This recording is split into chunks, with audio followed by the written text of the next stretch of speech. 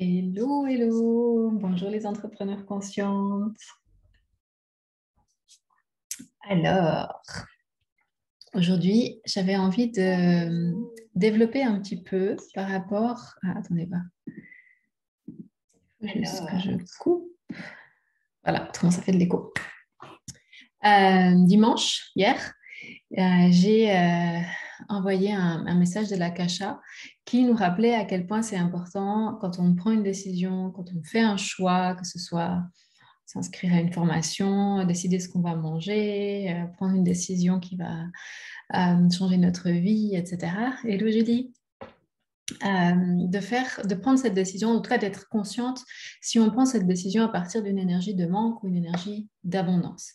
Suite à ce message, j'ai reçu plusieurs réponses de plusieurs d'entre vous qui me demandaient si je pouvais développer un petit peu sur ce concept-là. Donc, c'est pour ça que j'avais envie de faire ce direct aujourd'hui.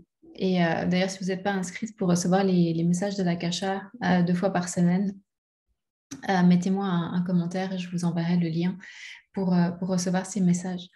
Donc, prendre une décision, faire un choix à partir d'une énergie de manque ou une énergie d'abondance. Alors, on va définir ce que c'est que ces énergies de manque, ces énergies d'abondance. Mais d'abord, pourquoi est-ce que c'est important?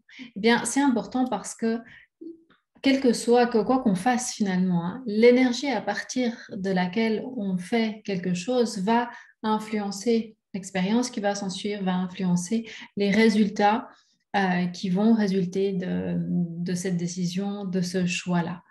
Donc, prenons par exemple le choix de s'inscrire à une formation, par exemple, hein. Je sais que parmi vous, vous êtes nombreuses à être comme moi et puis avoir cette soif d'apprendre, etc., de développer de nouvelles compétences.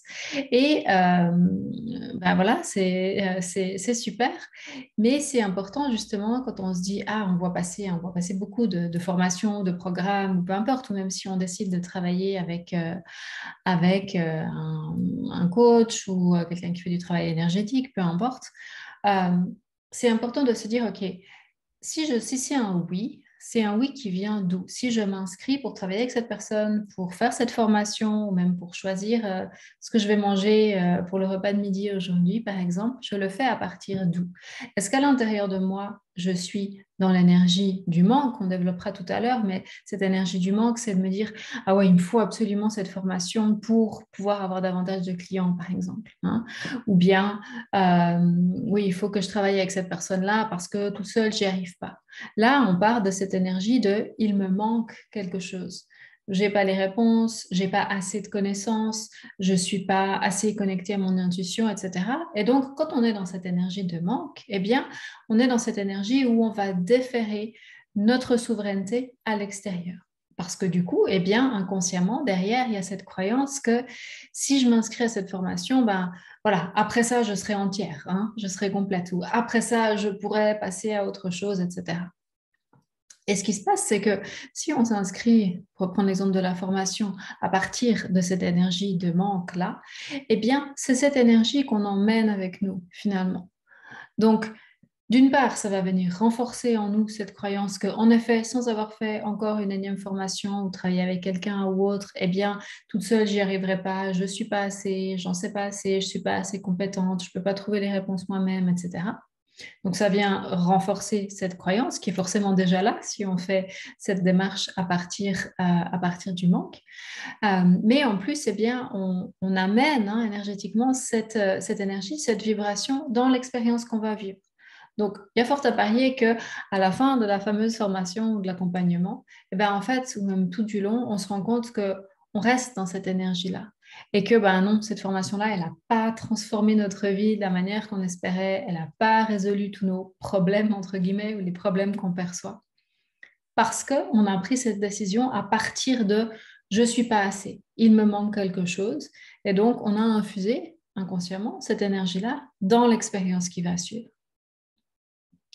Au contraire, si on prend cette même décision à partir d'une énergie d'abondance, ça veut dire qu'on se dit, waouh, chouette, je vais m'inscrire à cette formation, je vais travailler avec cette personne parce que je sens que ça va me permettre d'aller plus loin sur mon chemin d'évolution.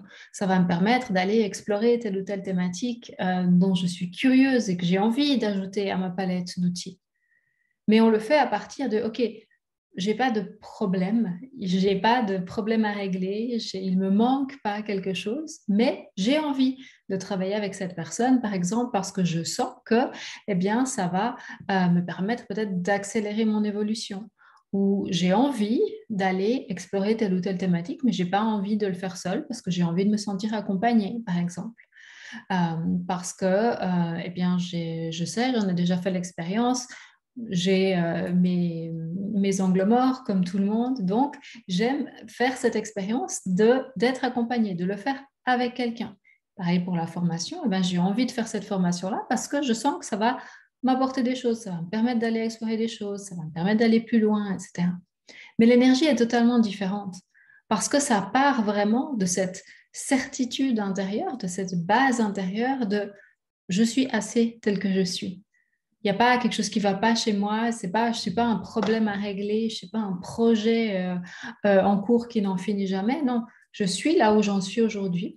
Je vois que, il y a telle ou telle thématique, par exemple, que j'ai envie d'aborder, de travailler en étant accompagnée par quelqu'un, ou il y a telle ou telle thématique que j'ai envie d'approfondir parce que je sens qu'en effet, ça va me permettre de faire évoluer mon entreprise davantage, ou ça va peut-être, ça n'a rien à voir avec l'entreprise aussi, ça va venir me nourrir moi. Et donc, je le fais à partir de cette énergie-là. Et là, eh bien, vous pouvez voir comme l'énergie avec laquelle vous entrez dans cette formation, dans cet accompagnement ou autre, est totalement différente.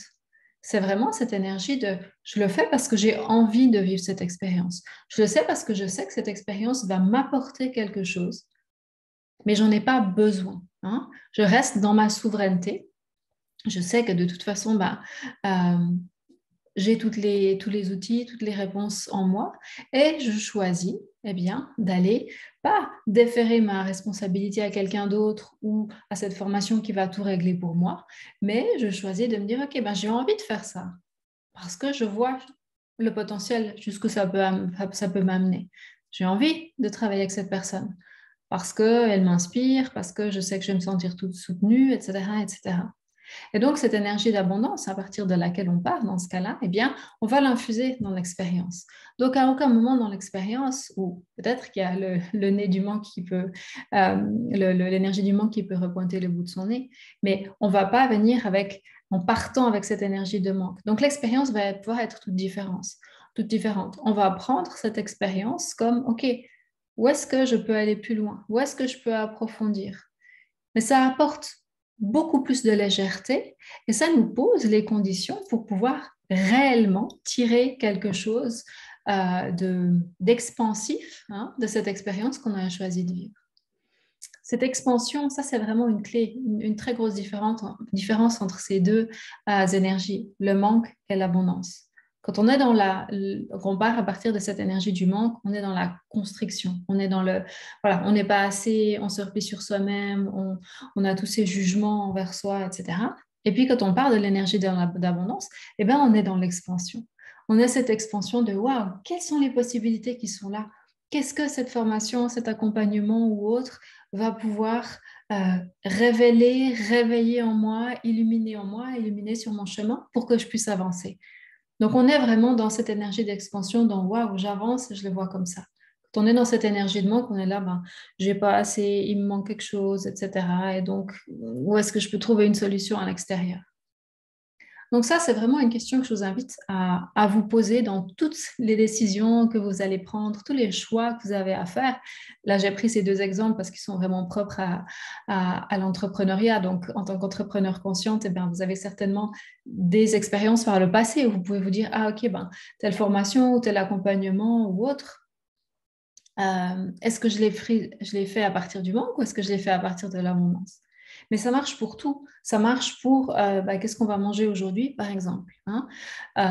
Mettons que, je ne sais pas, un paquet de, un paquet de biscuits, un paquet de gâteaux dans le placard, par exemple, est-ce qu'on va se dire, par exemple, ah ben, pour mon goûter, par exemple, j'ai envie d'en manger un parce que ça me fait très envie, parce que ceux-là, je les aime beaucoup et que voilà, ça va vraiment apporter du plaisir avec peut-être une bonne tasse d'infusion ou un verre d'eau chargé au soleil ou autre. Ou bien est-ce qu'on va le manger en se disant on s'entend ce vide à l'intérieur de soi ou parce que ben, il y a des émotions qu'on n'a pas trop envie de vivre, de ressentir, etc.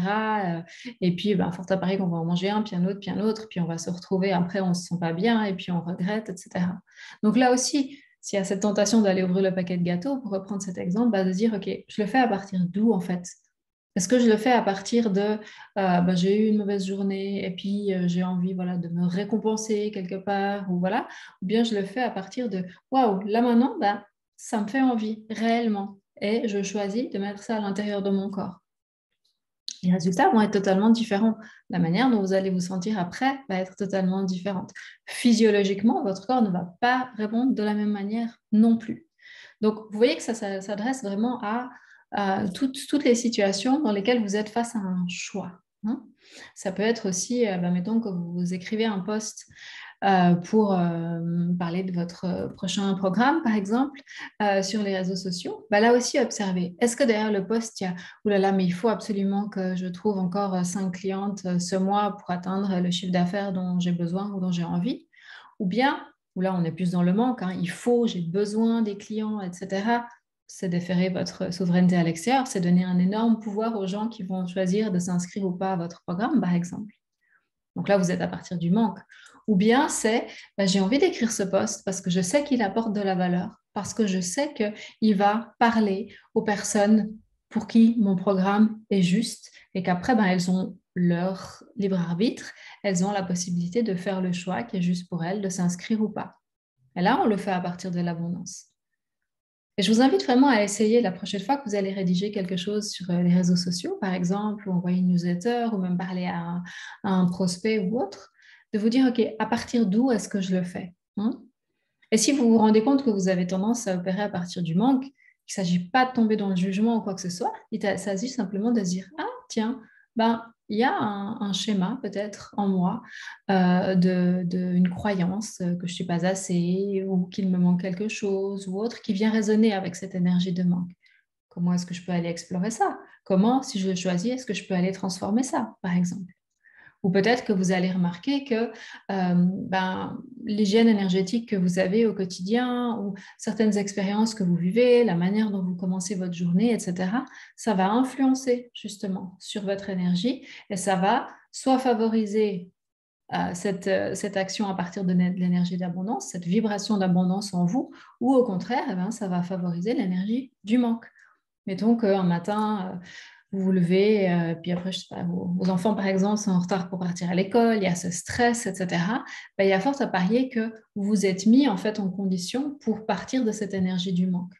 Donc, une fois que vous avez pu vous poser, une fois que chacun est lancé dans sa journée, prenez un moment pour vous centrer, pour voilà, utiliser les pratiques, les outils que vous avez, etc., pour vous libérer de cette énergie du manque et puis pour vous centrer, puis pour revenir dans l'énergie d'abondance. Qu'est-ce qui vous permet de vous connecter à l'énergie d'abondance?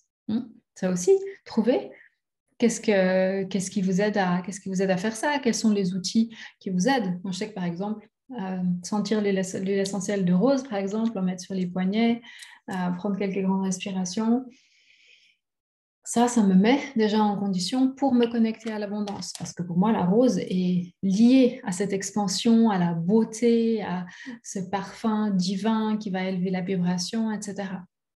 Pour d'autres personnes, ça va être peut-être de faire du sport parce que on se sent vivante dans notre corps, on fait bouger l'énergie, donc ça permet de se libérer de justement le manque de temps, le manque de ceci et de cela, et puis ça nous permet de passer à un autre état énergétique. Ça peut être une méditation, ça peut être d'écouter de la musique et puis de danser, ça c'en est un que j'aime bien aussi. Il y a plein de manières de faire. Et donc, si vous vous rendez compte que vous êtes souvent en train d'agir ou dans certaines conditions particulières, dans certaines situations particulières, d'agir à partir du manque, de prendre vos décisions, de comme je vous disais, écrire un post ou autre, donc de vivre en fait à partir de cette énergie de manque, eh bien, observez ça déjà dans un premier temps, et puis ensuite, demandez-vous, OK, est-ce que j'ai envie déjà de changer ça? Est-ce que j'ai envie de shifter ma vibration? Peut-être que non, c'est OK. Encore une fois, il n'y a pas de jugement, c'est votre choix, votre libre arbitre. Si vous dites oui, alors là, j'ai envie de passer dans une autre vibration. J'ai envie de passer à cette énergie d'abondance. Peut-être que vous avez envie de passer à une énergie d'amour, de joie aussi. Peut-être que vous avez envie de transitionner d'une énergie à l'autre. La joie, c'est aussi une énergie qui est extrêmement porteuse. Donc, qu'est-ce que vous pouvez faire? Qu'est-ce que vous pouvez utiliser comme outil? Voilà, ça n'a vraiment pas besoin d'être compliqué. Encore une fois, ça peut être simplement mettre une chanson qui vous plaît et puis danser. Ça peut être de penser à quelque chose qui vous rend heureuse. Ça peut être de regarder par la fenêtre et puis de voir la nature devant vous. Qu'est-ce qui vous convient à vous et qu'est-ce qui vous permet de shifter cette énergie? Donc, là, vous avez vraiment une manière toute simple d'abord de vous auto-évaluer. Est-ce que là maintenant, la prochaine fois que vous prenez une décision, par exemple, est-ce que là maintenant, je suis dans l'énergie du manque ou de l'abondance? Vous pouvez ressentir la vibration qui change, vous pouvez ressentir la différence entre les deux. Et puis ensuite, comment est-ce que je peux passer de l'une à l'autre? Réfléchissez aussi, encore une fois, les fois où vous avez pris des décisions à partir de cette énergie du manque. Quels ont été les résultats après? Les fois où vous avez pris une décision à partir de l'énergie de l'abondance, là aussi, quels ont été les résultats? Et observer. Cette part d'observation, elle est vraiment très, très importante. S'observer et ensuite, à partir de ça, c'est des données. Tout ça, c'est juste des données qu'on peut mettre dans sa base de données intérieure et ensuite, observer et puis se dire, OK, est-ce que les résultats me conviennent? Est-ce que c'est l'expérience que j'ai envie d'avoir? Est-ce que j'ai envie d'expérimenter autre chose? Et si oui, comment est-ce que je peux me donner les moyens de le faire? Comment est-ce que je peux me donner les moyens de shifter cette abondance? Si vous vous rendez compte que vous êtes souvent dans l'énergie du manque, vous avez peut-être envie d'aller voir plus en profondeur. C'est quoi la racine en fait? Pourquoi est-ce que inconsciemment j'ai cette croyance ou ce schéma que je suis pas assez, que j'ai pas assez, que j'ai pas assez de compétences, que il me manque quelque chose, que quelque chose est cassé à l'intérieur du moi ou autre? D'où est-ce que ça vient? Peut-être que vous avez envie d'aller explorer plus profondément. Ça, c'est une des choses qu'on fait, par exemple, dans la formation aux Annales Akashiques qui commence la semaine prochaine. C'est aussi quelque chose que j'explore avec mes clientes en individuel, par exemple. Parce que c'est vraiment capital. Et là, je vous parle du manque. Ça peut être d'autres schémas, ça peut être d'autres croyances, d'autres schémas de fonctionnement limitants. Mais quand on se met à identifier nos schémas limitants, ça nous donne encore une fois des informations. Et ça nous permet d'aller voir ce qu'il y a derrière. D'aller voir ce qu'il y a derrière, d'aller voir ce qu'il y a dessous, qu'est-ce qu'on a à comprendre et comment est-ce qu'on peut transformer ça sur le long terme. Et ensuite, comment est-ce qu'on va pouvoir poser des actions dans notre quotidien qui vont venir nourrir cette nouvelle manière d'être, ces nouveaux schémas, cette nouvelle réalité qu'on est en train de se créer. Ça, c'est quelque chose que je fais avec mes clientes aussi, parce que c'est absolument capital de se comprendre, de se connaître. On a tous nos schémas, des choses qu'on a appris quand on était enfant, bien qu'il y ait des choses qui viennent d'autres vies, des choses dont on a pu hériter au niveau transgénérationnel ou autre. On a tous aussi des expériences qu'on a vécues peut-être comme des échecs, par exemple, dans notre entreprise, et du coup qui viennent finalement influencer la manière dont on va prendre nos décisions par la suite. Tout ça, c'est normal, c'est naturel, ça fait partie de notre expérience humaine. Mais ce qui fait aussi partie de notre expérience humaine, en tout cas ce qui peut en faire partie, c'est le choix d'aller explorer tout ça. Et le choix, c'est ce choix qui nous permet d'être dans notre responsabilité, dans notre souveraineté, de choisir ou non, encore une fois, on a vraiment notre libre arbitre, d'aller transformer ça. Et puis de nous donner les moyens d'aller vivre autrement, de vivre, d'expérimenter les choses à partir d'une autre vibration. Voilà, donc j'espère que ça vous aura donné certaines clés.